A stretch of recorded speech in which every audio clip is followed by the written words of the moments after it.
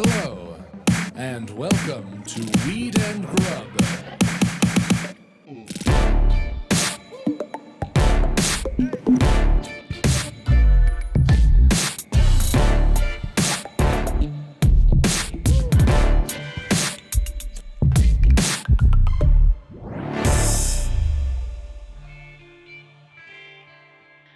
I don't know what it was we'd smoked, but I just wanted to start off by saying that we had such a good weed experience last week that you said that you needed to go home and get vertical. Yeah. I meant horizontal. Like I needed to close my eyes and go to bed. Yeah. And I just thought it was so fantastic that the world was so topsy-turvy, one way up, one way down, that you were like, man, I really need to go home and get vertical. I feel crazy. I brought a picture of it. Oh, no. Oh, that's so crazy that you chose that picture. I think that's so interesting. There's a context to that image that I'm sure you don't know about. Tommy Cash, who was infiltrating. My TikTok is all Fashion Week right now because it just happened. But this is from 1 or 2 Fashion Weeks ago. Tommy Cash was doing things like this at like the Balenciaga. Okay, say more about that real quick. Oh, he did this. He did a handful of other ones. But when I was so stoned that I was like, I need to go home and get vertical, I immediately thought of this image. Which, for anyone who wants to tune into our YouTube, is a person crossing a street fully in bed while upright, but asleep in bed with sheets and a pillow. I don't know what we smoked. I'm so high I can't remember what we smoked, but it did a number on me. Maybe a sleep number some on of this me. delicious farm cut. 36. Yeah. Oh, there's also kind of a different context to the origins of that image that I know that is definitely going to put a weird dark spin on the top of this pod. That's what we do here at Weed and Grub. There was a protest by a woman who was raped on campus in one of the New York universities, and she protested her sexual assaulter not being kicked out of school by wearing her mattress to class. And it was like a very famous protest that preceded Me Too, I believe. And I think her name was Emma. I can't remember her name. We'll maybe drop it in the show notes. But like preceding Fashion Week, preceding that image, there was a woman who wore her mattress to school because she was like, I was raped and the school's not doing anything about it. That is a striking image and also a very dark, fucked up thing to have happen to anyone. But also that's some good art in response to something horrific. Fucking great art. She was an art student, and it was just so interesting that then that would make its way into Fashion Week to have it be like, oh, you're drawing a parallel that I don't think I absolutely believe that they saw that and they took it. I don't think so. You don't? No, I know so. Because he's Tommy Cash, my understanding, is a anarchist, pot stirring disruptor. Yeah. And I don't think that putting a mattress on your back is also an original idea. No, so for sure. The fact that he's doing it and this other woman did it before then are two separate things that you're drawing a connection between because you've seen both of them. I am drawing a connection between them though, because I mean, that's how it works, right? Is that like my mind, when I saw this, immediately jumped to her. And then also this crazy, amazing piece of theater that I called Chapang, that I saw called Chapang, that was another piece about sexual assault in South Africa. So like seeing this piece, you're like, it's from Fashion Week and it's about Balenciaga. My mind immediately goes shing, shing, shing to the sexual assault protests that I've seen involving wearing a mattress. And mine goes to Demna's mom walking out to start one of his final Balenciaga runway shows before he moves on potentially. And isn't that so interesting? Like that's the difference between your lived experience of walking around as a dude and my lived experience of walking around as a woman. Yeah, well, what up, Mary Jane? How's it going, Mike? Good. Welcome to Weed and Grub, everyone. This is a podcast about comedy, cannabis, culture, cooking, calling shit out, and the difference between the sexes. Collusion between the two. Yeah, because I mean, it does sometimes make me uncomfortable when I'm like, look at this funny, cool thing from Fashion Week that I care about. And you're like, actually, Kent State is a place that like these fucked up things happen. And then I'm like, yes, both things can be true.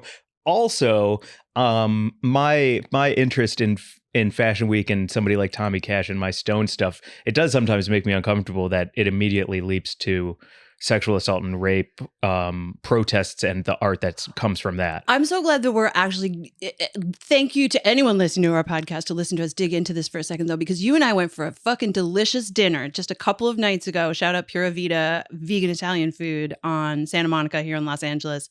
Oh my God, I didn't know that vegan Italian existed. Now I'm obsessed. Yeah. And we were talking about like that whole idea that like you know, the idea of wanting life to be just a chill fucking hang. And the more that you develop as a human being, you realize that it truly isn't, nor can it be. And it doesn't mean that we're not always attempting to chase that great feeling of like perfect contentment and peace, but there is always something around it, behind it, next to it. And so I think that like that's part of our dynamic, is that like you're like looking for a lot of the sort of like the smooth parts where you're like, I feel comfortable here. I'm an entertainer. And I also am a fucking entertainer though, but I'm an actor. Right. And so I look for like the jagged, sharp edges more often than not, while you're looking for the like bubbly light brightness. Yes, exactly. But I don't watch Nailed It for Nicole Byer to be like, you know, speaking her mind about Palestine. But that's different. And I think that's a disingenuous link that you're trying to make, because we're looking at something that, like for Fashion Week, for instance, someone crossing a crosswalk with a bed strapped to their back.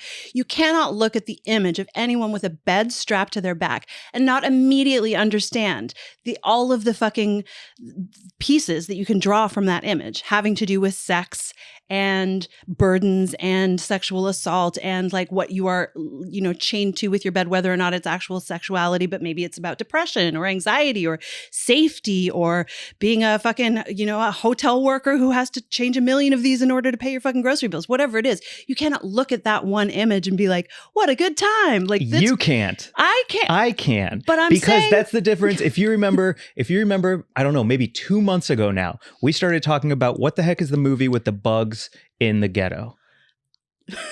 I don't know. It's a sci-fi movie, and you were like, "Oh, that District movie about 9. Yeah," and I was like, "Yeah, the sci-fi movie," and you were like, "No, the movie about apartheid." And I was like, "No, it's the one where they like shoot the bugs and there's a whole invasion. It's like crazy, heartbreaking movie about fucking racial injustice." The fucking difference between us is District 9 to me was a sci-fi thriller that had great action sequences, and you are right.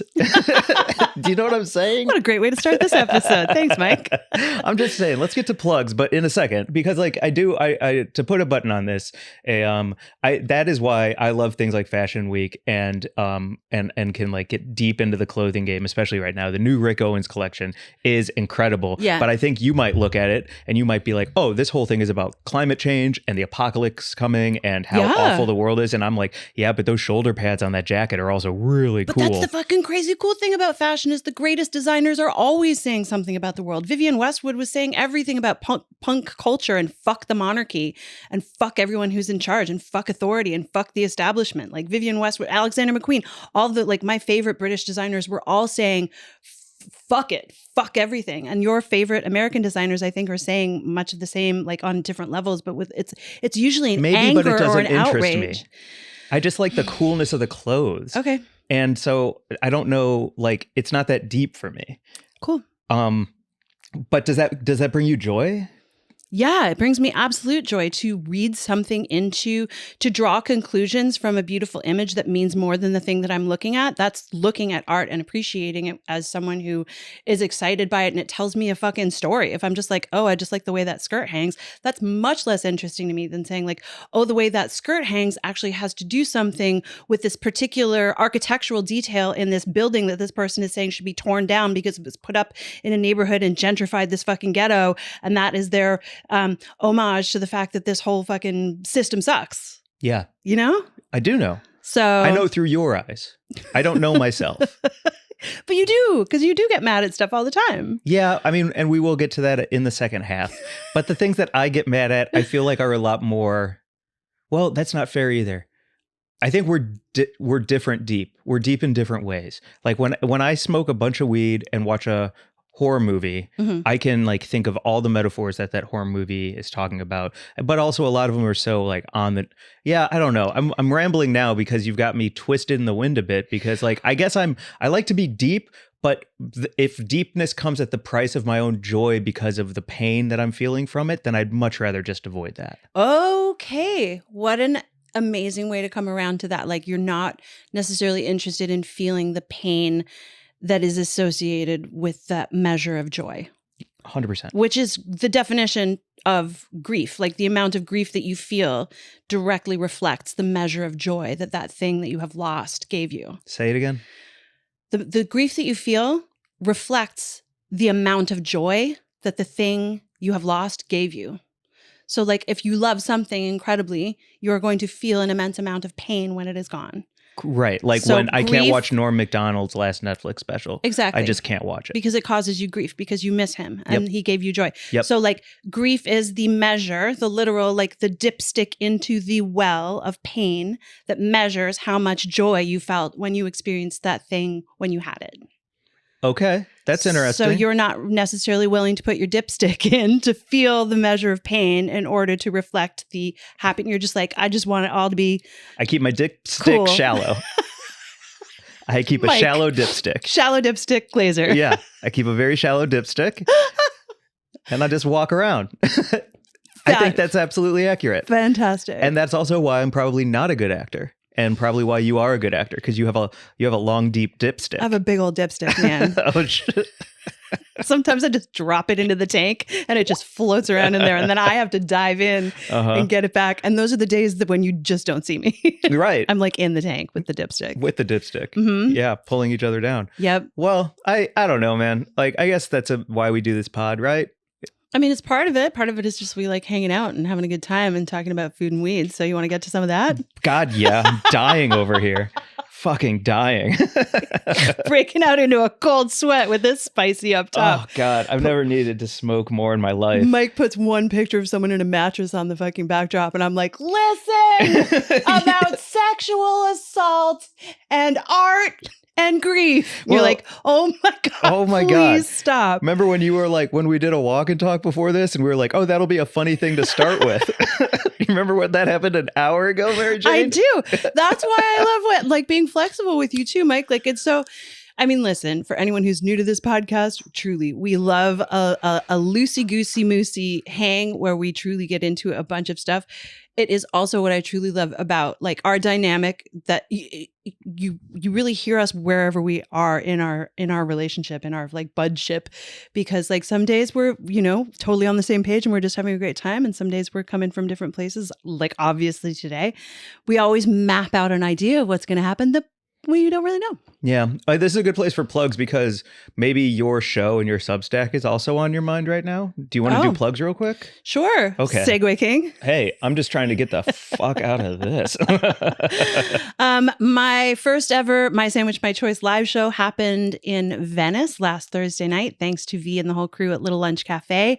Please go check out Little Lunch. They are an amazing spot with great food and drinks, and they support fucking cool community initiatives. And they gave us the space to do the first ever My Sandwich, My Choice show. Stacked lineup, amazing sandwiches from our friend Michael Walker over at Comfy Pup LA. Thanks to Mike for showing up. Thank you so much for like running interference with toast and guests and comics and everything. And thank you to the comics, Jenny Zagrino, Leah Knauer, Amanda G. Savage, Ali Liu. It was just like a fucking fun night, standing room only. We ran out of sandwiches. It felt really cool to do it. I hope there are more to come. And thanks, Mike. My Substack is anyone can sign up for it for free. I'm sharing it weekly on Substack under My Sandwich, My Choice, and there are recipes and recommendations and videos and just fun stuff. I'm still learning about when to publish it. I think it's now going to come out on Fridays. Fridays. Yeah. Cool. I look forward to reading it every Friday then. Oh, thanks, Mike. You can check me out at the Comedy Store the day this drops on Wednesday. Got a great Glazers after party. Willie Simon, Blair Soki, Matt Lockwood, a surprise guest, Eric Friedman. I cannot wait. That's at the Comedy Store. And then on Friday, the 13th, Spooky Ookie, I'm doing a bangers only at the Hollywood Improv. Another sick lineup. I'll probably post that in the next day or two. But if you're in LA, come to the Comedy Store or come to the Improv. I'll be giving away a lot of stuff because I am flush with stuff right now and I'd like to share it with the community. Fabulous. Lastly, please vote for us. This is the last week to vote for the EmJays. We've been nominated for Cannabis Podcast of the Year. Go to the EmJays website, go to the show description, go to our Instagram, click the link, vote for us at the EmJays. We deserve to. We are the best cannabis podcast out here and we deserve to win, God damn it. It was such an incredible feeling when you guys got us nominated for Best Cannabis Cannabis Podcast of the Year. If we won, we could do so much with it. We could get Snoop Dogg and Seth Rogen and Melissa Etheridge and Sarah Silverman all to sit down with us all at the same time.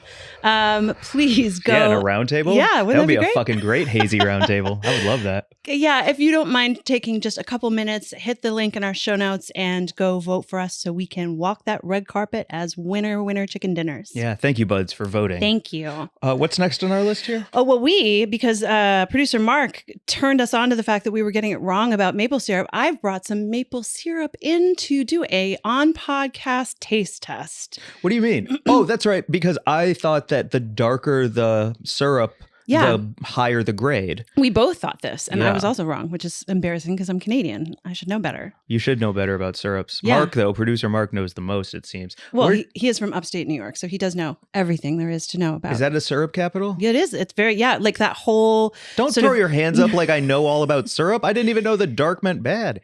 Well, the like northeast sort of, Quebec, Vermont, upstate New York, that whole area, anywhere that you can go leaf peeping. Leaf peeping. You can go leaf peeping in the fall and see the foliage change. You might see some people drinking pumpkin spice lattes, not me, but some people out there might be wearing scarves and, big sweaters and leaf peeping. That would be your maple syrup territory.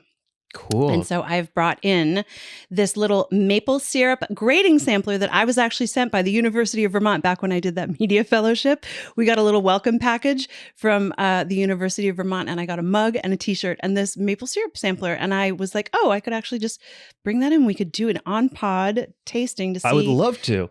How we were wrong about the dark color being the best. So real quick, I pulled up this chart here, making the grade, and grade C commercial, that dark syrup is at the bottom. Right.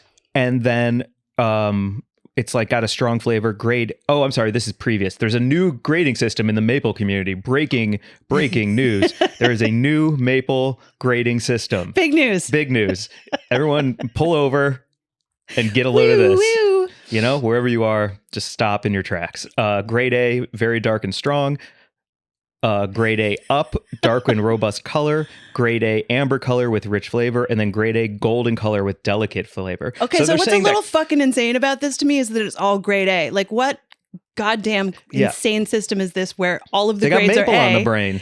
But they got maple brains. If you're going into a restaurant and you're like, giving it a pass-fail, like they went to the letter grading system when I lived in New York, and it was like, you only really want to go to an A, maybe a B in a pinch, never go in a C. I think you're shut down if you're a D. I think producer Mark is right. It's Big Maple lobbying for all grade A across the board. But it doesn't even make sense. So so we have a sampler here, and it's true. On the box, it says they are all grade A. This is crazy. This is golden color, delicate taste, delicate maple bouquet.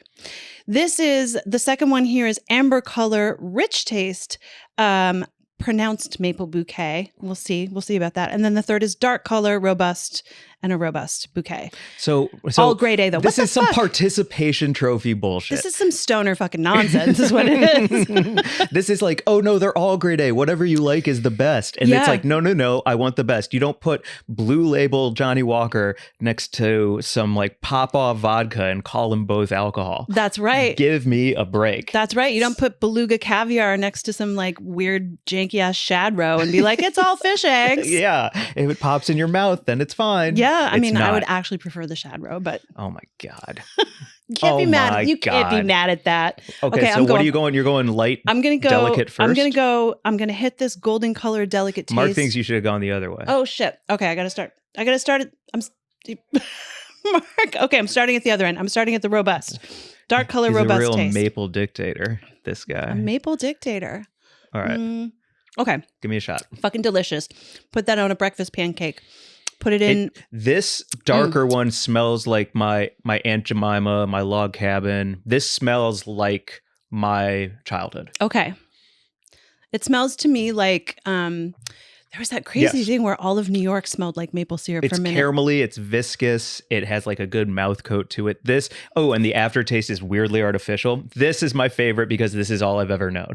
That's interesting. I do like that. Like that screams Holiday Inn continental breakfast with some sad people in slippers. Okay. Wet eggs, toast that burns even though it's only been in there for 30 seconds. Okay.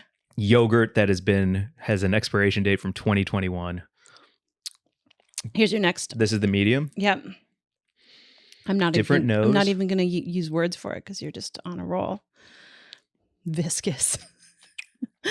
Okay. Mm-hmm. I definitely prefer this over the other one. Okay. More caramelly, but less burnt.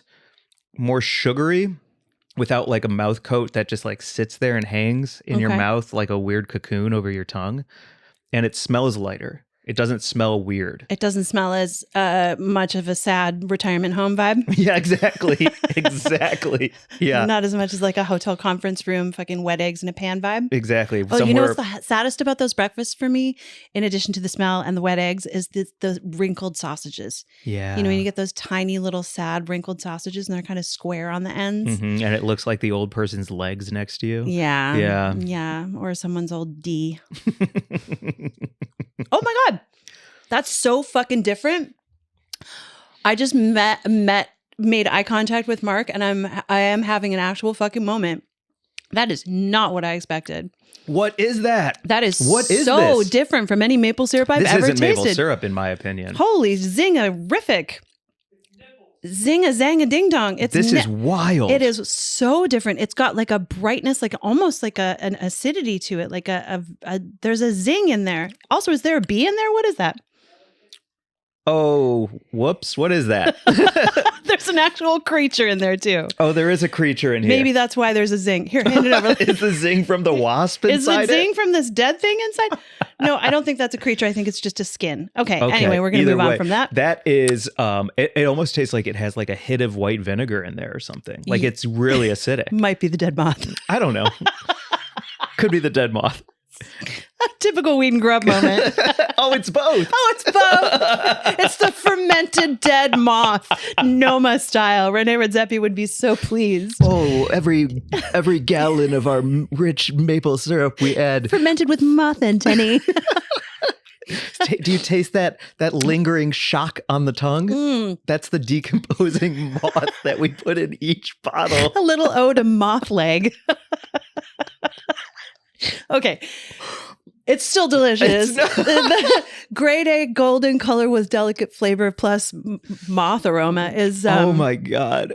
It truly is different though. It is different. I don't like it, if I'm going to be honest. And it's is it not because like of the moth. I don't think it is. I've had enough bugs in my mouth to know that that's not it. Mm-hmm. It is just not maple syrup to me. That tastes so unlike, if I put that on waffles and gave it to you, you'd be like, oh, what'd you put on here? But can't you imagine that as like a really high-end, beautiful, sweet zing on like a fresh yogurt salad with, you know, like if you put that with some like labna and jalapenos and sliced cucumbers. See, the Midwestern in me is like load up those waffle pockets with as much syrup as possible. And you're like, oh no, this is an accent piece to a dish. You need less. This like also you could like use this maybe in place of honey if you were going to make like a, it does have a more honey, like a Mediterranean, you know, baklava.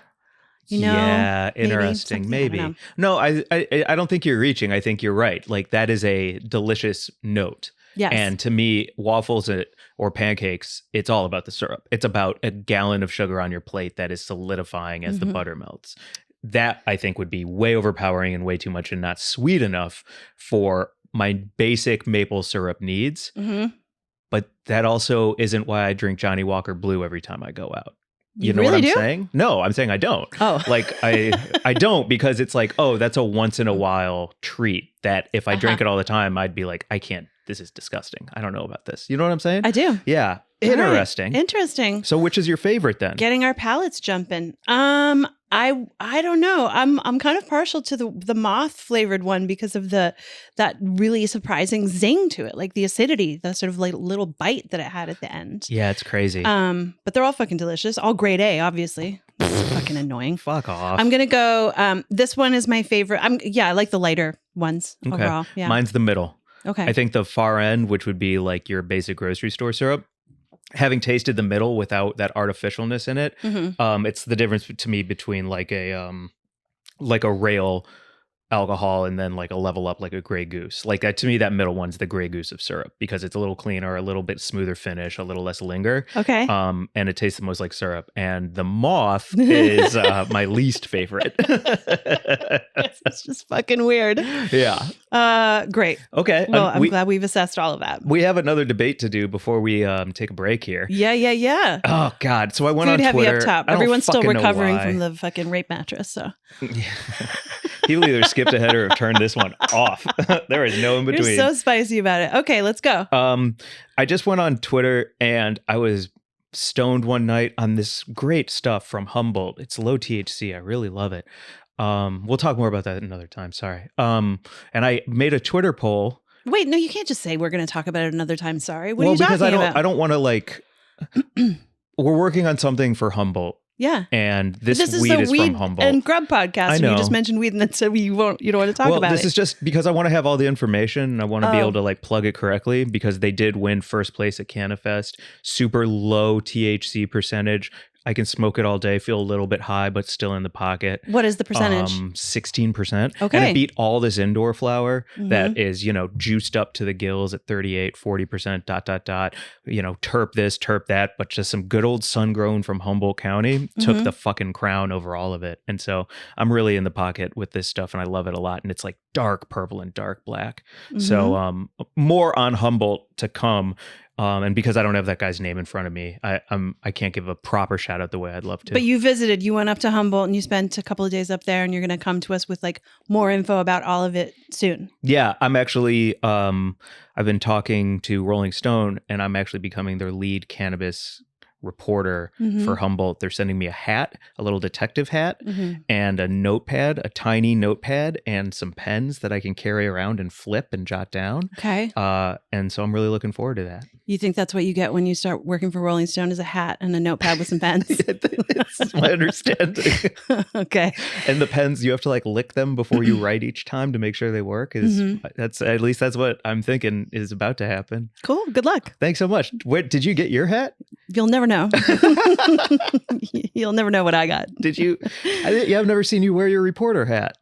Yeah, it's I have reporter things that I wear, but they're undergarments. They're special secret undergarments that only wires. Like, exactly. So I went on Twitter and I did a poll and it was a whopping yes. 95% of the people who voted said yes. Is French onion soup soup? Okay. Wait, the question was, is it yes or no soup? Yes. And everyone was like, yes. But the comments, the two people that commented on it said no with pretty accurate reasons why it's a no. Okay. And so I just wanted to bring it up here and see what you think and then tell you what I think. And then maybe you tell me what you think and so on. Okay. And then we'll just go back and forth like that. Yeah. And get into yet another fight. Probably. You know what this French onion soup reminds me of? Rape. Sorry for anyone I am actually, I'm never ever fucking joking about sexual assault, but like obviously that is part of our vibe right here. Like as of late, especially because of all of the sandwiches that I'm making that are largely to do with sexism and misogyny, feminism and reproductive rights. So it is fun to like just say that and laugh about it. And you're making a real impact. Obviously it's never a fucking laughing matter. And so, yes. Also, thank you for just allowing me to say that. Is French onion soup soup to you?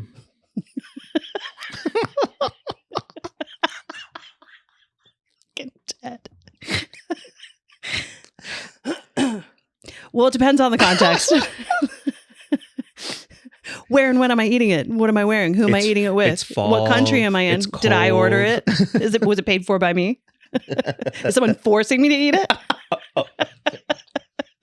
How hot is the cheese? Is it hot enough to burn me? It fucking depends, Mike. The context of the fucking dish depends. No, it's soup. It's soup. It's not soup. Yeah, soup. It's fucking soup. No, it's not. Of course it's soup. It's in the name. Yeah. It's not called French onion bowl of hot cheese and onions with bread in it. But I think that was the argument that people made, and I stand by that is now my argument as well. Oh. That you wouldn't just order a bowl of those onions in a broth. It's all about the bread on the bottom and the cheese on top. Therefore, my guess is that it's in the universe of pizza. It's in the expanded universe of pizza because you've got bread on the bottom. That Pura Vida, we got that pizza at Pura Vida. Yeah, that Italian joint. And it had roasted caramelized onions as the sauce because it was a sweet sauce with a salty top. So good. So in my case, this middle would be that sauce and then the top is cheese. I think this is in the expanded universe of pizza and it is actually not a soup at all. Borderline stew, but it's all about the cheese and bread. Therefore, soup is out of pocket. So you think French onion soup is actually pizza with a wet base? Yes. Which reminds me of years ago when we started this podcast and we had an argument about how you were saying that everything was a sandwich. Yeah. And we went through a bunch of stuff. And I think the one where you convinced me, I was like, fucking nachos. And you said shattered sandwich. And I was like, sandwich. Okay, I'm with you on this. Yeah. So now you've moved on to everything is pizza, is what you're saying? This is pizza. It could, of course, be a sandwich because bread on the bottom and cheese on top. It could be an open-faced onion, cheese and onion wet sandwich. An open-faced onion and wet sandwich. Yeah, of course it could. But to me, it screams pizza because of the melted cheese and the cheese pull factor. What I will say is that French onion soup absolutely exists without the cheese, though. There's an onion soup that you can buy in a can. I think Campbell's Soup makes a version of it where it's French onion soup and it's just a can of onion soup. Is it called French onion soup though still? I don't know. Producer Mark, can you help us out? Oh, he's also positing this could be a casserole. I don't think so because casseroles are square. What are you talking about? Casseroles are square. A casserole goes in a square or rectangular dish at all times. 100% be oval. Casserole is all about right angles. Have you never seen a round fucking shepherd's pie? That's a pot pie. Yeah, which is a casserole. No, it's not. Oh my God. Oh. Are you out of your mind? Now a pot pie is not a casserole. A pot pie. Pies are circular, not square. Cake is square. Pies are circular. A pot pie is a savory circular, pie. You absolutely insane lunatic. Yes. Weddings only. All the time on the box of every cake mix. That shit's circular. All right, listen, we're getting too far off topic. French onion soup exists without the cheese. In can form. Let's look it up. From a place like, I'm going to say Campbell's, I'm going to say Progresso, I'm going to say any other soup thing that I can't think of the name of. Maybe you want to look it up on your phone. Well, Mark's looking it up too because the other thing that somebody posited was that it's not even French.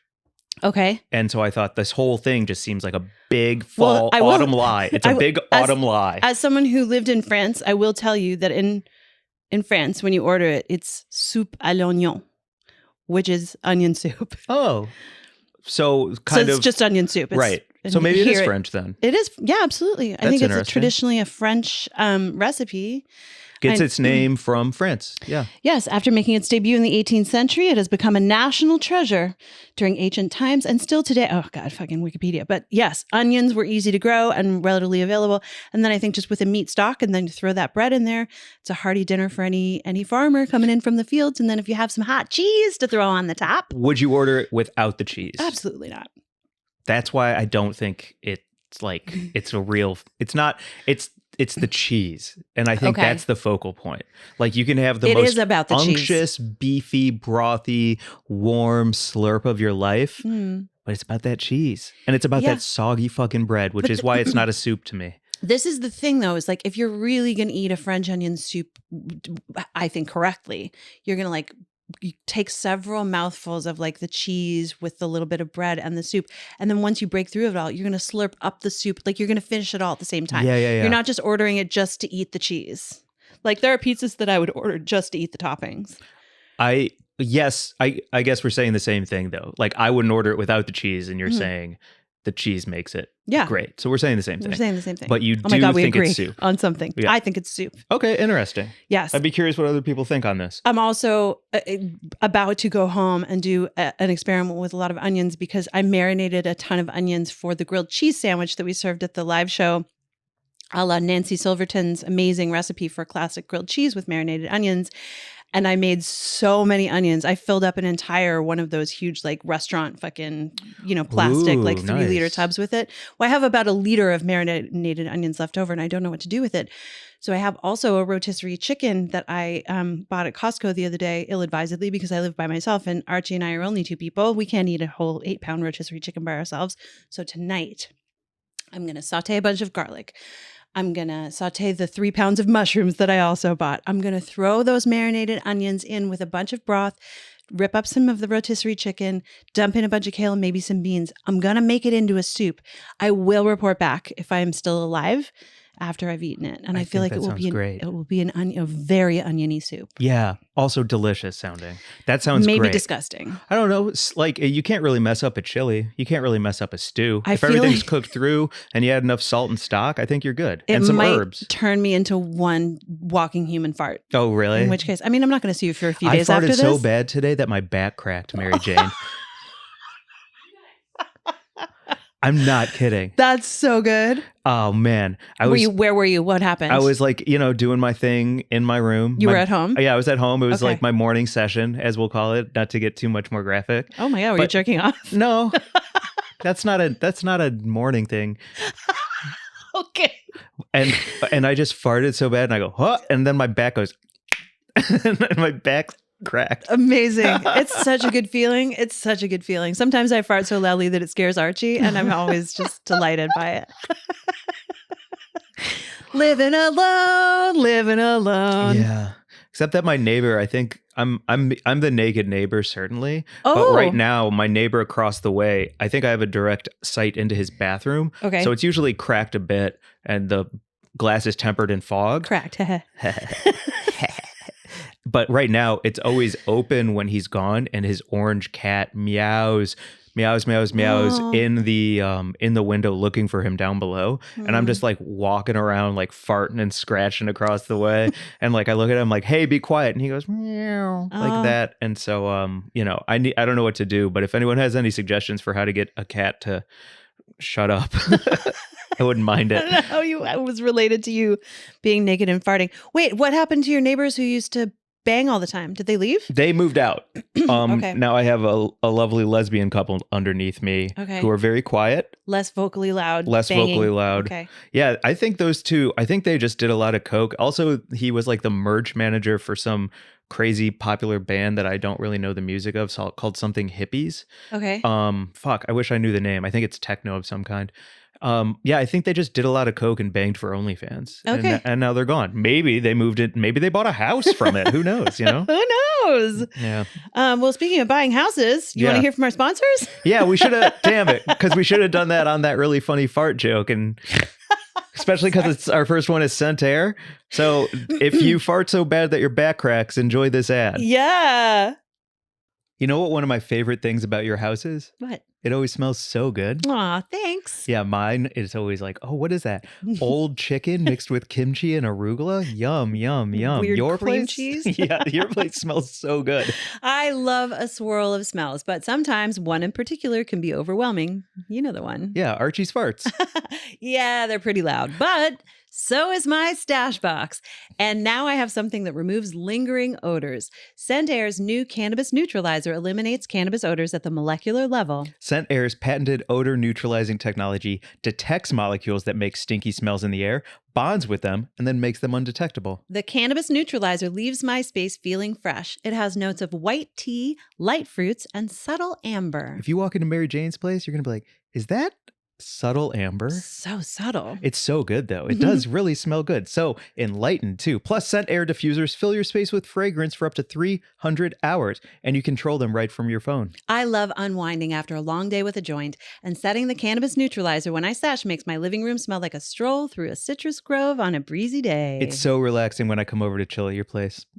Until Archie farts. I feel like the cannabis neutralizer helps with that too. It does. Try luxury home fragrance trusted by the pros by going to scentair.com and using promo code GRUB for an extra 25% off your first order. That's scentair.com. Use the promo code GRUB for an extra 25% off your first order. That's right. Right, Archie?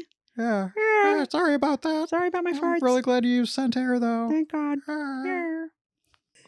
Yeah. And we're back. And we're back with another maple syrup update for those of you who hadn't heard us talk about this. Mark flew one in. Mark brought over his grade A, very pale maple syrup for us to taste from Keuka Lake, which I happen to know is one of the finest wine producing regions in upstate New York, as well as maple syrup producing regions. And we have to taste this so we can compare it to the golden colored, delicate taste grade A maple syrup from my maple syrup grading sampler with the Moth in it. Yeah, okay. That shit with the Moth in it is so it whack. could be the Moth that made it taste like that? Huh? This is, oh my God, Keuka Lake heaven in my mouth. That is the best maple syrup I've ever had in my life. It is so hands down delicious. It's the perfect amount of burnt caramel, sweet, but not too, wow, Angels man. sing on high, right? Like best.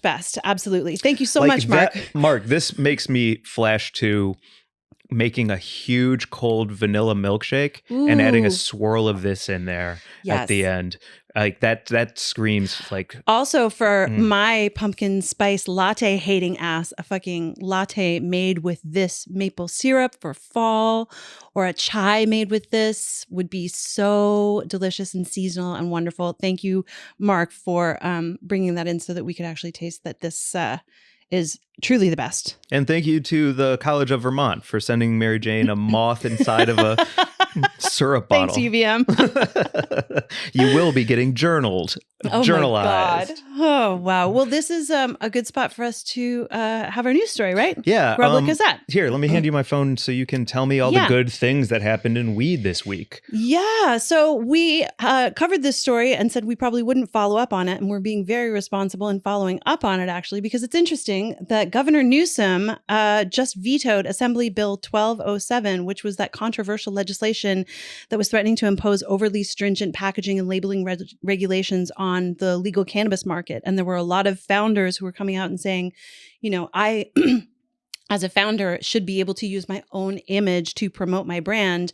And this bill, which was saying that you couldn't put any representations of people or fruit or animals or anything onto logos and packaging for legal cannabis products, they were saying that this would absolutely decimate a lot of their branding and packaging.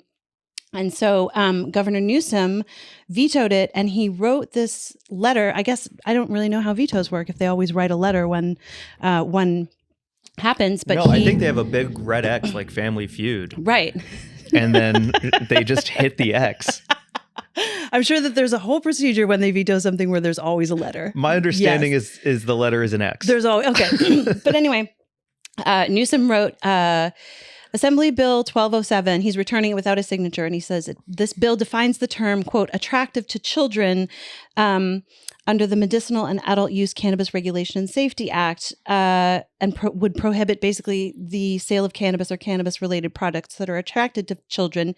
But when voters pass... Wait, what? I'm sorry, what? So... I don't know. Mark's scrolling and I'm trying to read, but basically he's saying... Instead of reading, tell me what's going on? They said it doesn't count. Governor Newsom vetoed the bill. Yes. And also it does not, those labels, fruit, faces, it does not mean that you're trying to attract children. And that's what the bill says that was the guise for it, right? Mm-hmm. Got it. Sorry. I was like so confused and I was not sure what you meant. And so I had to say, what's going on? Am I right? Yeah. Cool. Okay, great. What's next?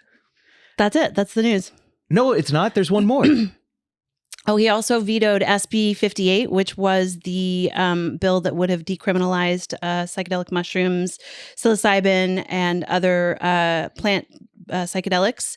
And he vetoed that. And I think that's interesting because when we were at the Oakland Psychedelics Conference, we heard a panel of people speaking about it and saying that it was ultimately really too flawed to pass, and they didn't believe that it would pass. And so, when it happened, I put it in my story and a bunch of people wrote in on Instagram. They were like, oh, fucking bummer. And I was like, yeah, I actually don't know enough about that particular bill to know much more than what I heard the activists saying, which was that it was largely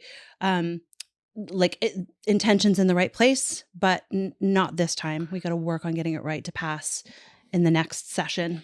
I love how the people, at least that I follow and look up to in psychedelics, how honest they are about where psychedelics are as far as policy is concerned and like its seat at the table. Like the people I really respect and try and follow, like Reggie, a bit with Reggie Harris. A bit with Jimmy Devine in some cases.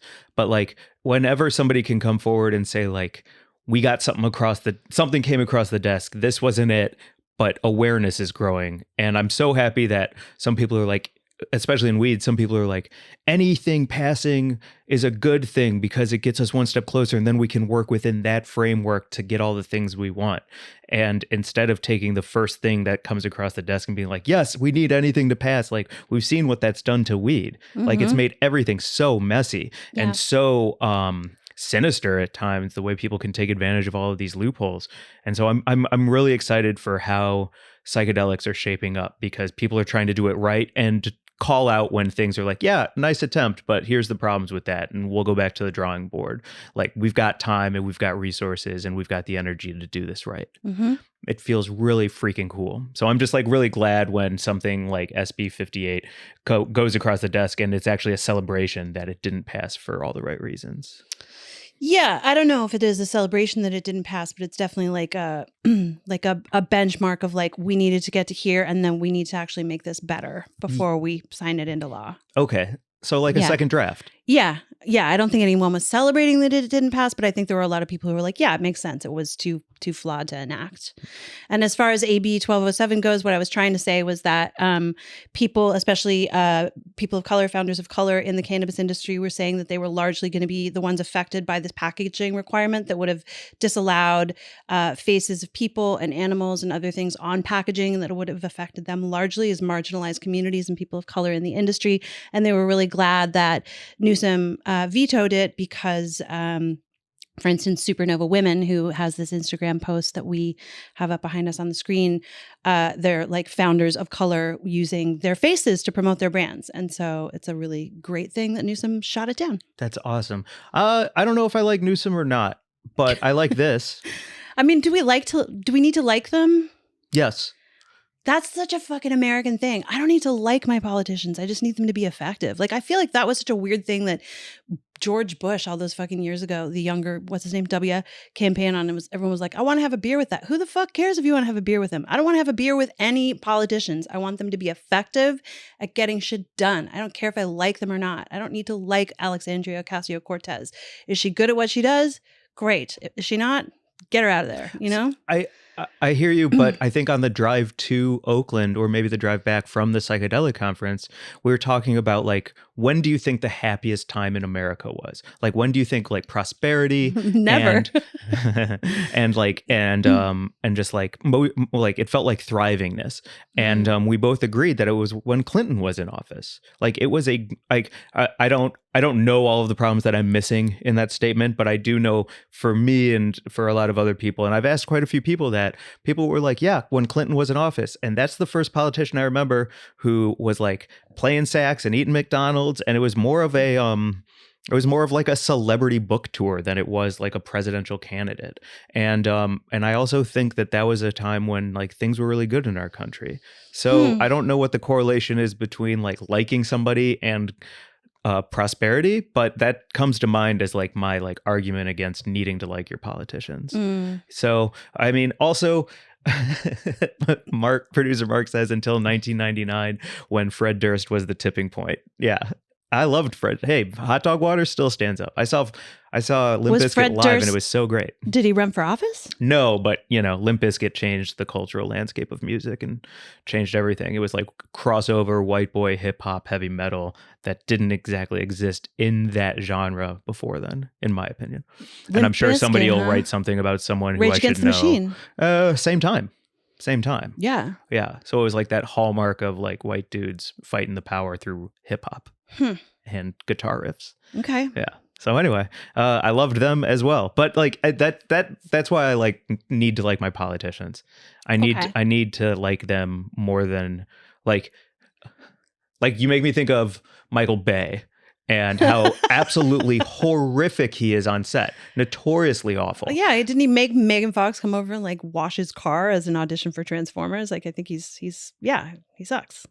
Yeah, also he yells at people. Yes, he yells at people. Yeah. And there was an interview with TJ Miller where he had salmon or sushi with Michael Bay while they were doing some movie together, and he was like, now that we're not on set, like, why are you so mean? Why do you hate everyone? And he was like, well, if everyone has a common enemy and shit talking, and it's me, and I'm the director, and everything gets done, then that means all the grips bind together. All the grips have a communal, like, fuck this, fuck that, but they all do their shit and they get it done, and they're a group. And if every group has a common enemy, then every group can grow strong together and rise to the occasion. And he's like, and in an action movie, there's so many moving pieces, so many set pieces, so much that has to happen, and you have one take, that if everyone is dialed in and mad at one person instead of intermingling community people being mad at each other, then that means they can just focus on their job. And I'm happy to be that asshole, because when the movie is over, everyone is super proud of their work, and I've worked with the same people for 20 plus years now. I mean, that does say a lot if you've worked with the same people for 20 plus years and your crew comes back over and over and over again. Sure. Yeah. I'm not about to say he's wrong, because obviously he's got a track record of hits, but I don't name Michael Bay's movies as like the greatest experiences of my life when it comes to movie making either. So I'm not the person to ask. Would you vote for him for president? No. Here's the thing for me and politicians. I grew up hating all politicians across the board, and that was largely to do with my father, who was a fisheries scientist. There were no politicians ever working in his favor as a conservationist or fisheries scientist. And I grew up in Newfoundland, where the cod fishery in 1990, there was a moratorium announced on the cod fishery, meaning that all of the cod fishing communities all around Newfoundland, this was a generational cod fishing place that I grew up in, where there were hundreds of years of cod fishing. The cod fishery was so mismanaged by the Canadian government and overfished by both the Canadian fisher people and like Portuguese and Japanese and Faroese boats coming over. The whole thing was so fucking mismanaged that it collapsed due to government mismanagement who had not listened to the scientists and the fishermen.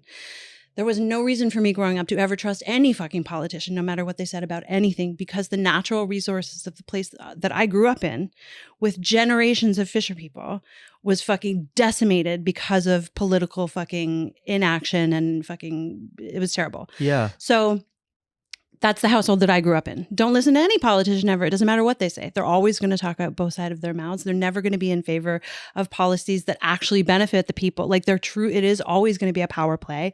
It's always going to be people trying to get ahead. It's very rare to have someone in politics who is working for the people, right? So like, when you do get a candidate, for me, when I came to America, Barack Obama was the first politician that I ever responded to where I was like, holy shit, like, this person is saying shit that I can really get behind and believe in. I went to the inauguration. Like, I was so excited by Barack Obama as a politician because I saw possibilities for a fucking new world, you know?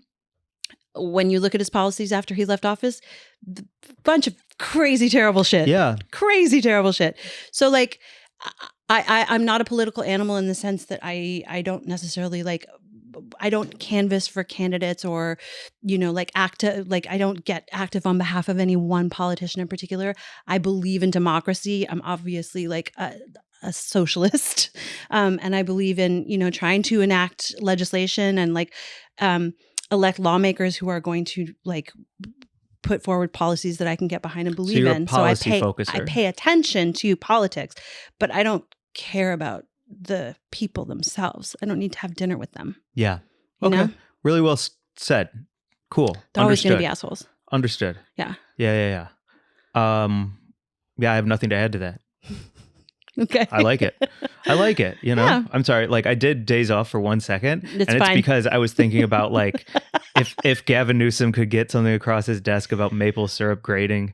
And there is no maple syrup here though, is there? No, but there's also no grading system. And, you know, I need a little bit more clarity on it. And then I came back to what you were saying. I would love like just a little internal animation of like me talking, then slowly going back into the back, and then like some like just walking through your head, Mike thinking about maple syrup while I'm like, anyway, and politics and sexual assault and feminism. Mike's like dreaming about maple syrup. Poor guy.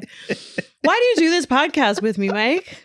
Because I have the best time. I look forward to it all week. You want to get a different co-host? No. I'm not kidding. I know you're not, Sometimes which is why I'm being serious. Okay.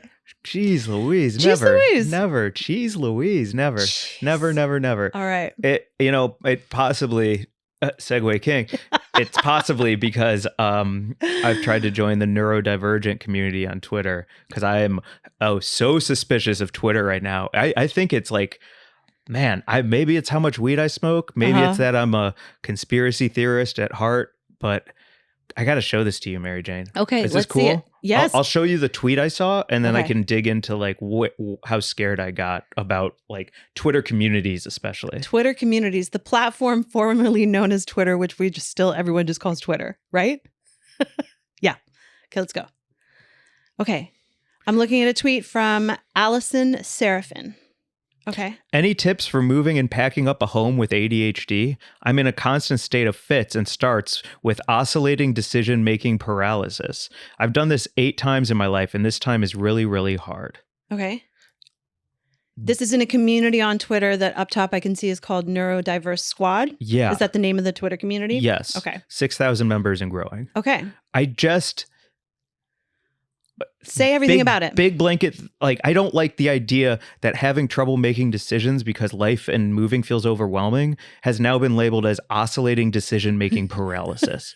That to me is fucking nuts. Are you fucking kidding me? Oh, you mean like it's hard to pack up all of your boxes and figure out what moving company you have to use and how to get your stuff and how much money it costs and if you need renter's insurance and the fact that you're like, do I need all these plates or should I go to Goodwill? But when am I going to go to Goodwill? I'll probably just leave them in my trunk for the next 6 months and then they'll just sit there instead. Yes, it is hard to make choices. The idea that now it is called oscillating decision-making paralysis, though, I have a huge fucking problem with. It's huge fucking problem. I feel you on that so much. And I also think just like with an editor's eye. So I'm reading a book right now that's really instructive because I'm trying to write a lot more right now. And I'm reading this book that I'm really not enjoying, but it's also so instructive because reading it, I can see every piece of it that should have been cut. And I'm like learning about editing my own work and just thinking like, you can say less and less and less. And in so doing, say much more, right? Like the best fucking writers, the Joan Didions and the Ernest Hemingways of the world were so compact and concise and lean with their language that it's thrilling to read. They don't have like all of the fucking flowery craziness. They're just like surgical with it, right?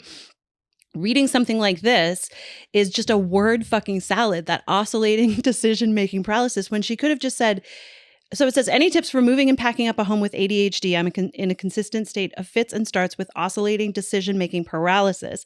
She could have said, any tips for moving and packing up a home? I'm overwhelmed. Yes. Right? Yes. Is that what you're annoyed by? Or you're more annoyed by like not just the word salad, but the actual, like you're diagnosing something that is truly not, you don't need to diagnose this. Okay. So many of those things are yeses. And also it is a language of terror and fear. Paralysis is a terrifying word. Right. And so that's the same as like one of my big theories and one of the things that I think like Elon Musk is doing, all social media platforms are doing, is like, I'll talk out of both sides of my mouth very quickly. Disclaimer, neurodiversity, autism, being neurodivergent is a very real thing with very real, like not only, what's the word I'm looking for? Like it affects you and it's a real fucking thing. And I'm not saying that it's not real. What I am saying is it does feel like social media right now is pushing this like neurodiversity where everything is neurodivergent. Oh, you listen to music you have to have it an 11 instead of a 10 instead of a 12 because 11 is a nicer number. I don't feel like that's neurodivergency. I feel like that is being fed to us through all these social media platforms and groups like this. Okay. The neurodiverse squad we're looking at here. And one of my big theories is because so many kids are getting fucking hit in the face with all of this, that it's also a way for pharmaceutical companies and for drug ads and for all of these things to start pumping in new types of medication to cover your decision electroparalysis and your inability for noise regulation and your ADHD diagnoses specifically being the main one that I'm hearing about, especially not just in kids, but I think in my peers as well. Like I'm hearing the chatter online from people in my fucking, Gen X millennial world of getting a diagnosis and then being medicated for it, which I think is interesting because obviously it's a serious thing that you have to look at. And if you can get a diagnosis and medication helps, fucking wonderful. But also the fear that comes along with like, oh no, it's not just that like I have to move and I'm feeling overwhelmed, but I actually also need meds for this. I think a community is great. I just don't even know if Allison Seraphin is real. It feels like it was written by a bot who is now pumping the idea of oscillating decision-making paralysis as something that you may need a pill for in the future. That's crazy. What this feels like to me. And this group especially, it's like, it's everything at the top is like, oh, do you have oscillating decision-making paralysis? And it's like, yes. And then it's the Kevin James meme. Like, it's also so laid out where everything feels intentional. Like it's one big ad for one of these will hook you and one of these will make you feel neurodivergent. And one of these things will make sense and lead you on this wormhole of now being a part of this community. And if you need that help, fuck yes, get that help, get it from a real place with a real person. But also I feel like it's not always the case. Well, I think it's one of the places. Look at this one. I've spent the last 4 hours staring at the back of my eyelids. Should I salvage my last 2 hours of sleep?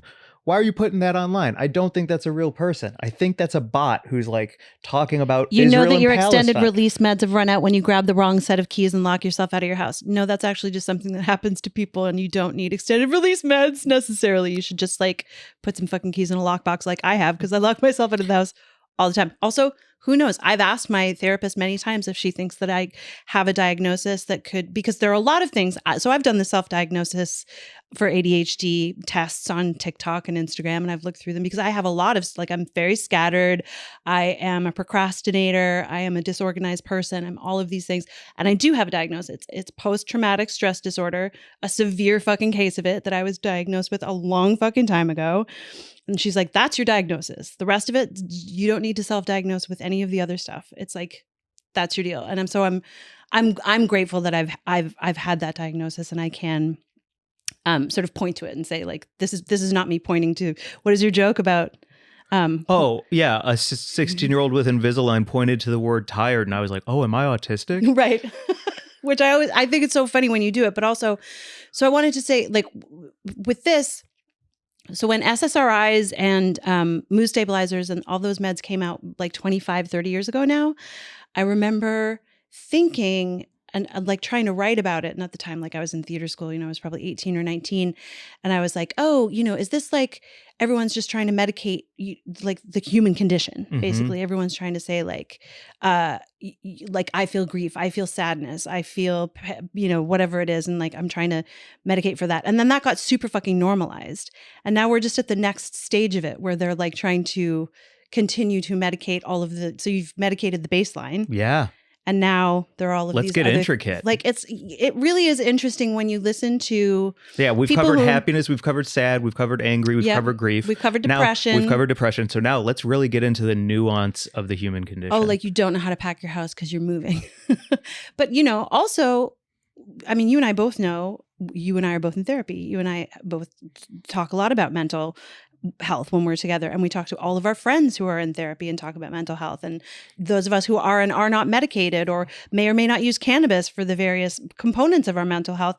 The big conversation that I think happens outside of this country is how fucking deep the hooks of big pharma are into every American on all of the social media platforms, on TV, everywhere we turn, fucking billboards. The big pharma machine is marketing to us. And that is just not the case outside of the US. So yeah, I'm with you on this. Quick question.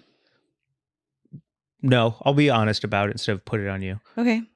We had dinner this weekend, and one of the things you said to me was like, if you ever don't take your meds, then I just will not stand for that, and I won't be kicking it. I won't be around for that bullshit. Mm-hmm. So obviously I am on meds that help me, and we can both agree that it's a very good thing for me to stay on them. Totally. Also, I have worked with tons of kids with autism. My brother works with special school district with kids who have severe autism, Fragile X, some real like issues that need to be monitored. They need to be like pharmaceuticalized. There's like things that need to happen. For sure. I'm not talking about that. We're not talking about that.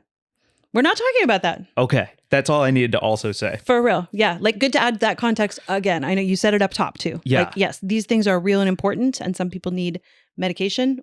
We all need to be talking about it all the time as a real thing and not dismissing it. Because I think too, that's part of the whole fucking alt-right conversation, is that all the fucking soy boy pansy asses need to fucking take, medication for their fucking baby problems. That's not what we're talking about. Right. We're talking about the ridiculous oscillating decision paralysis.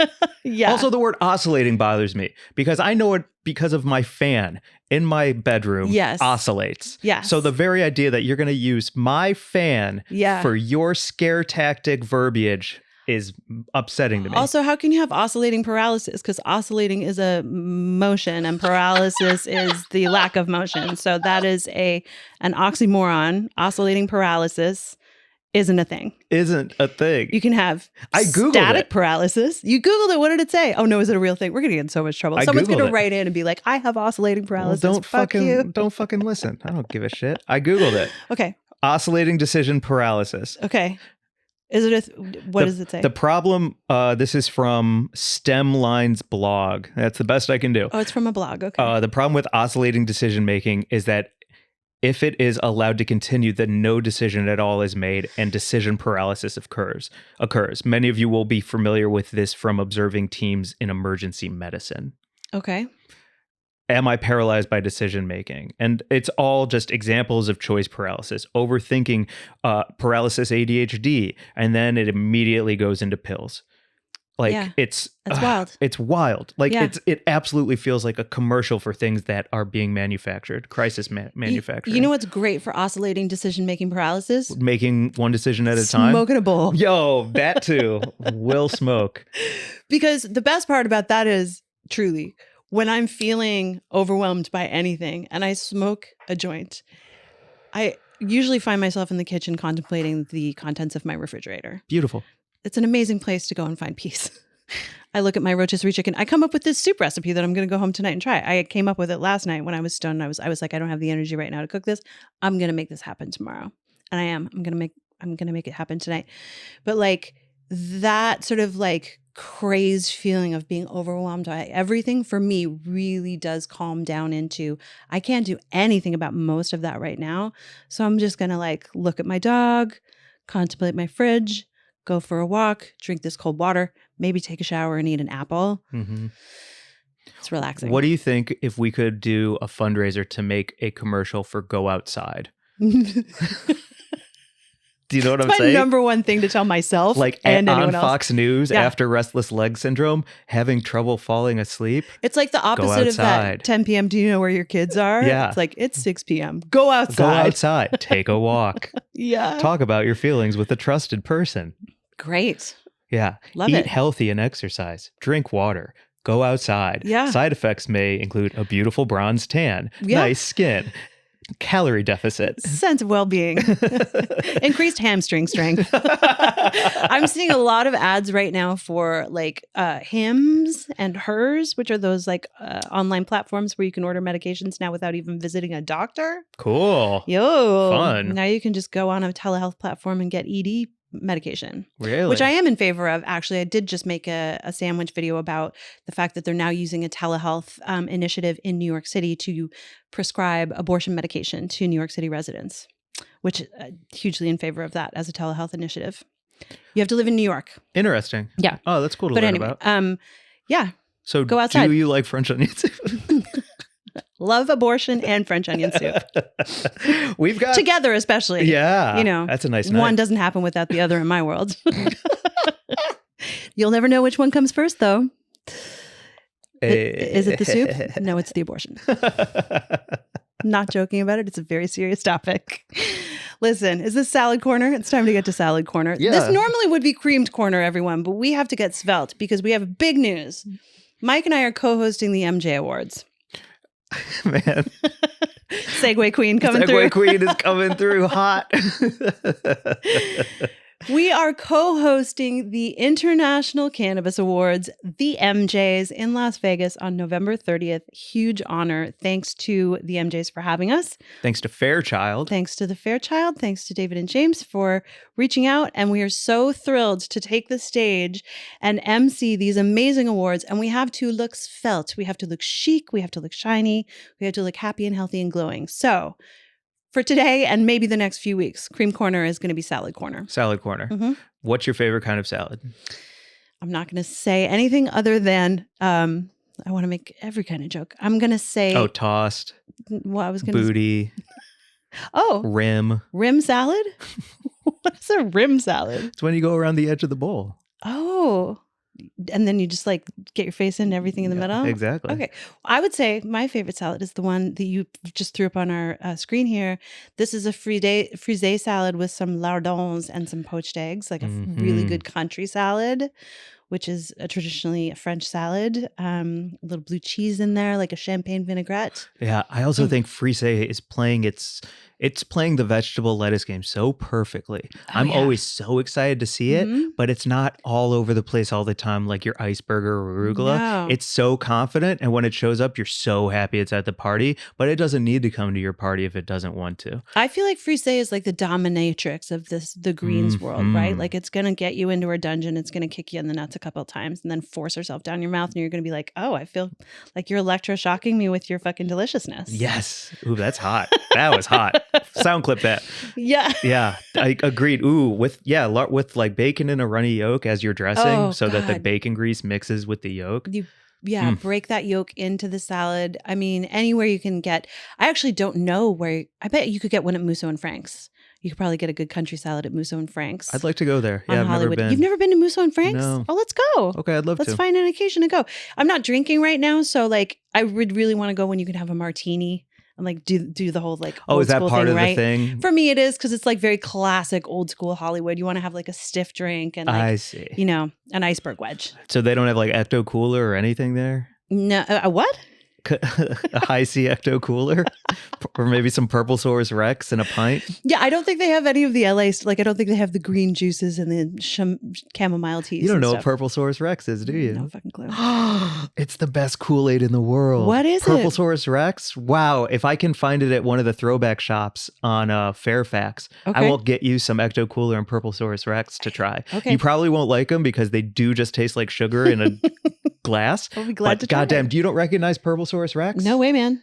I was not allowed to have that. It provides vitamin C? No, I wasn't allowed to have grape lemonade? Kool-Aid when I was a kid. Yeah. Wow. Understood. Yeah, so they don't have that at Musso and Frank's either. Huh? No, but I think they might have a country. So that's my top salad. How about you? That's awesome. Well, I'll tell you what I'm doing right now. I mean, to me, a Caesar salad is the absolute pinnacle. Yeah. But it's also like the craziest because it's the most simple, right? Like it's your parm, it's your crouton, it's your dressing, and it's your lettuce. It's nothing better, but also unmistakably all about the Caesar dressing and nothing else. Like it's a bowl of Caesar dressing with a little bit of crunch. What I am doing right now to get in shape for the EmJays is I'm buying those big plastic containers of lettuce, and then I'm buying a big New York strip, and then I'm just like sauteing, or I'm like cooking the New York strip to medium rare, using the juices to like saute some like shallots and mushrooms and all of that. And then make like a honey Dijon sauce with that, with a little bit of white wine and a little bit of vinegar, capers, a little bit of cream, and then that's my dressing. And then I just like Did you say a little bit of cream? Yeah, like jizz and stuff. And then I just put the whole thing over the plastic thing of salad greens with the steak on top, and that's like my dressing. And so I'm just making like steak in a sauce and just covering and putting it over lettuce. That's the most masculine salad I could possibly think, maybe with the exception of the cream, maybe. But yeah, but that's like to just smooth it out a bit. You could like not use that. Are you talking like heavy cream? Yeah. Okay. Yeah, but you could not use that, especially the closer we get to the EmJays. But yeah, that's what I'm doing right now. Wow. And then I take the plastic and I put it in a duck's mouth. Okay. I don't know. That's I saw a woman recently, and she looked so rich. She's the kind of person who would be like, I just think we should make straws bigger, then they wouldn't fit in those noses. Oh, know what I'm saying? I do. Yeah, that kind of rich. Yep. Anyway, good salad corner on both fronts. And I will say on the Caesar tip, I love a Caesar because it can be vegan as well as as easily as it can be just like a regular Caesar salad. And I never noticed the difference. And in fact, when we went to Pura Vida, I think I've discovered that you can eat almost any, apart from like animal protein, like a steak or a piece of chicken. It seems like nowadays almost anything can be made with plant-based dairy alternatives that taste as good as the real fucking thing. I don't need it to taste like the real thing. I just need it to taste delicious. Exactly. And there was like, the pieces were amazing. And then you got a carbonara, a plant-based carbonara. With mushroom bacon. Holy smokes. And then the salad, they had like an almond-based ricotta with a za'atar dressing and like spiced pumpkin seeds. Anyway, I'm all about that stuff right now. It's so fucking good. Yeah. Yeah. I don't know how they did a carbonara and made it vegan because the whole thing is egg yolks. So rich. But it was so rich and so good. So good. I don't know. So salad corner ends up being about carbonara cream. It's still cream corner. It's typical. It's so funny. Listen, well, I took the. We are who we are. I didn't get this body by not eating. I did pull up these pictures though of these are all Barefoot Contessa Ina Garten salads because. I mean, she knows how to make any plate of food look fucking delicious. And it is so much about, and I've learned this also from Lindsay over at F&B Radio. Shout out to Lindsay and her amazing plating and just her Instagram because she is always about the ratio, like, and her everything. It always looks so luxurious. Like a salad is never going to be less than like 10 components all dancing in harmony. And I think that's, what these pictures of the Barefoot Contessa salads look like as well. Like this is really like, radishes and lettuce and celery, but then obviously like plated with some glorious, like unctuous fucking dressing and, maybe some salad sprinkles on there. Shout out salad sprinkles. And, from Wanamaca. Yeah. Yeah. Eat salad sprinkles. So it's all about the proportions and the marriage of various elements together as well. We're gonna look so hot. No, I'm done with them for now. Yeah. Also, my skin is really bad right now because of it. Anyway. So we're gonna look hot. We're gonna look freaking for the hot. EmJays. If you want to be in Vegas, November 30th, we'll be hosting the EmJays, and I cannot wait. Huge honor. So excited to do that together. We're gonna look dewy. We're gonna be in good moods. It's gonna be a great time. Well, is your opening monologue like my opening monologue here? We'll do one real quick, okay? Yeah, I'll be like, what's up, EmJays? And everyone goes, yeah. And I'll be like, so, sorry we're starting a little late, but that's weed for you. And then everyone goes, ha, ha, ha. And then your joke is... Sexual assault is a problem in the American culture. Also gun control. And I don't care about politicians, but I do care about politics. Make yourself a sandwich. Our first award goes to Best Tech. Outdoor organic flower. Sexism in the cannabis industry makes me fucking crazy. They're like, whoa, you hired the right person. You hired the right people. You hired the right people. It's going to be great. It is going to be fun. I'm not going to be mad. I'm not going to be yelling. It's going to be awesome. It's going to be fantastic. Do you want to do Buds of the Weekend? Also, I have a surprise for you as we do Buds. Absolutely. Okay. I need my phone really quick to pull up my Bud. But so... I don't know where it is. Oh, do I have it? It's under your knee. Your right knee. Great. So I got a DM and this person is my Bud of the Week this week. My Bud of the Week this week. Shout out to Tom. And also shout out to the people he hooked me up with. I want to find it. Shall I do whatever the surprise is? Yeah. Okay. Let's do it that way. So, okay. It's a whole fucking box. My homie Tom DM me and he's like, yo, I want to get these to you. They're from my friend's company. Okay. And they arrived the other night and they are so good. And I'm so excited that I had to bring them to you to do an unboxing. Okay. So my Bud of the Week this week is Tom, at Tom. I'm sorry, I don't know how to pronounce NGO. Is it Go? I think it's no. I don't know. Okay. Let's ask. But it's Tom NGO 422. Apologies for not knowing how to pronounce your last name, Tom. But he's a part of Mooney's Social and he's a part of Mooney's Bakery Club. Oh my God. Oh, moon pies. Oh, are they infused? Yeah. Holy smokes. A 40 milligram infused moon pie. Hold them up so you can see them. Whoa. This is gorgeous. There's a whole assorted red bean, lotus. Oh my goodness. This must be matcha or green. Oh, black sesame. Wow. Pineapple. These are so beautiful. Isn't that the most generous thing in Mooney's the world? Social Club.